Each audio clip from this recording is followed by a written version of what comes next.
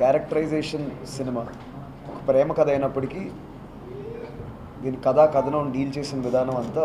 మెయిన్గా సిద్ధార్థ్ రాయ్ అనే పాత్ర మీద ఉంటుంది. ఆ పాత్ర యొక్క స్వభావం బాగా ఎక్స్ట్రీమిటీ, అంటే మానసిక స్థిరత్వం యంగ్ ఏజ్లో పిల్లలకి ఎలా అయితే రాదో ఇలాంటి అన్కంట్రోల్డ్ ఎమోషన్స్ ఉన్న ఒక పాత్ర అన్నమాట. అయితే దీనికి వ్యతిరేకంగా అతను ఐడియాలజీ ఆఫ్ లైఫ్ ఏంటంటే, నాకు లైఫ్లో తిండి నిద్ర సెక్స్ తప్పితే ఇంకేమీ అవసరం లేదు మానవ జీవితానికి,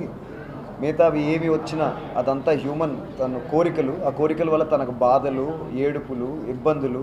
ఇలా హ్యూమన్స్తో ప్రాబ్లమ్స్ వస్తున్నాయనే ఒక డీప్ ఫిలాసఫీని నమ్మి ఆ స్వభావం కలిగిన వాడు ఆ టైప్ ఎక్స్ట్రీమిటీలో బతుకుతాడు. వాడు అలాంటి పాత్ర మారి ఒక అమ్మాయితో ప్రేమ అంటే మళ్ళీ అది ఎమోషన్, ఎలా పడ్డాడు, ఏమైంది,